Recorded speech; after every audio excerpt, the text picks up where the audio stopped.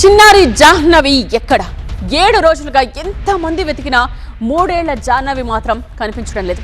అడవిలో దారి తప్పిందా, ఎవరి చేతుల్లోనైనా చిక్కిందా, లేక ఇంకేదైనా జరిగిందా? ఇదే ఇప్పుడు అందరినీ ఆందోళనకు గురి చేస్తోన్న అంశం. కాకినాడ జిల్లా తుని సమీపంలోని సిహెచ్ అగ్రహారంలో జరిగిన చిన్నారి మిస్సింగ్ కేసు ఇప్పుడు తెలుగు రాష్ట్రాలను ఉలిక్కి పడేలా చేస్తోంది. 7 రోజులైనా చిన్నారి జాహ్నవి ఆచూకీ దొరకలేదు. 200 మంది పోలీస్ సిబ్బంది గాలిస్తున్నా ప్రయోజనం లేకుండా పోయింది. పరిసర ప్రాంతాలు, తోటలు, పొలాలు, అడవుల్లో జల్లెడ పడుతున్నారు. పెంపుడు కుక్కకు జీపీఎస్ ట్రాకర్ అమర్చి దర్యాప్తు చేస్తున్నారు. కిడ్నాప్ కోణంలో కూడా దర్యాప్తును ముమ్మరం చేశారు పోలీసులు. చిన్నారి కుటుంబానికి ఎవరితో అయినా విభేదాలు ఉన్నాయా అని ఆరా తీస్తున్నారు.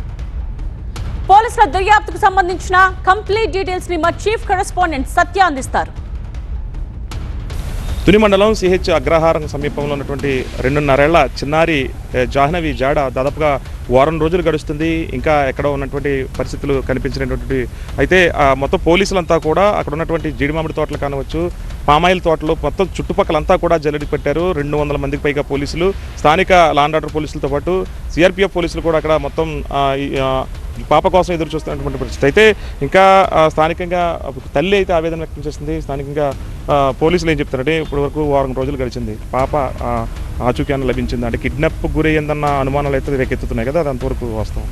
కిడ్నాప్ అంశంలో కూడా ఆ విషయాన్ని రూల్ అవుట్ చేసుకోవడానికి అంశాలను మొత్తం కూడా లోపల నుంచి కూలంకుషంగా తీసుకోవడానికి సాంకేతిక పరిజ్ఞానం నుంచి కాల్ డీటెయిల్స్ వెరిఫికేషన్ కానీ, అక్కడ టవర్ డంప్ వెరిఫికేషన్ కానీ, కొత్త వ్యక్తులు ఏమన్నా ఊళ్ళో కొంచెం హౌస్ హోల్డ్ ఎన్యూమరేషన్ కూడా జరుగుతూ ఉంది.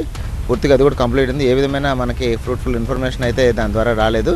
ఆ కిడ్నాప్ యాంగిల్ అనేది దానికి ఇంకా విషయం ఇంకా వెలుగులోకి రాలేదు. అటువంటి సమాచారం మన దగ్గర లేదు. సీసీ కెమెరాల verification throughout the villages, 2 villages మరియు Tuni railway station, bus stand అన్ని విషయాల్లో ఎగ్జిట్ ఎంట్రన్స్ ఒక వ్యక్తి వచ్చి వెళ్ళడానికి ఏ విధమైన అతను ఏ విధంగానూ తప్పించుకోకుండా ఉన్న విషయాలను కూడా ఎన్ రూట్లో ఒక జంక్షన్ మిస్ అయితే ఆ పై జంక్షన్ వరకు క్లియర్ చేసుకొని మేము కొత్త వ్యక్తులు ఎవరైనా వచ్చి పిల్లల్ని అపహరించారనే విషయాన్ని కూడా మేము చూసాము. అటువంటి విషయాలు మనకు ఫ్రూట్ఫుల్ ఇన్ఫర్మేషన్ ఏమీ రాలేదు. పాపను సురక్షితంగా తల్లిదండ్రులకు అప్పగించేంత వరకు మేము మాకు సత్యాపరేషన్ ముగించేది లేదు.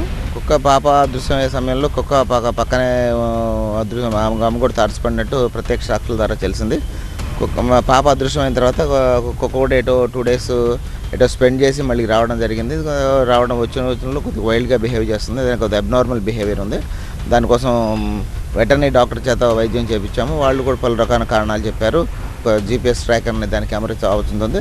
దాన్ని కూడా నిత్యం మేము అనుక్షణం కూడా ట్రాక్ చేస్తూ ఉన్నాం. ప్రస్తుతానికి వైద్యం చేయించి ఇంటి దగ్గరే ఉంచాం కనుక ఒకవేళ జీపీఎస్ పెట్టాం, జీపీఎస్ ద్వారా పాప జాడ కనుక్కునే ప్రయత్నం చేస్తున్నారు మాత్రం స్థానికంగా ఉన్నటువంటి తుని పోలీస్ స్టేషన్ ఎస్ఐ అయితే వివరాలు అయితే చెప్తున్నారు. 100% రసూల్తో కలిసి సత్య టీవీ తుని పోలీస్ స్టేషన్ నుంచి.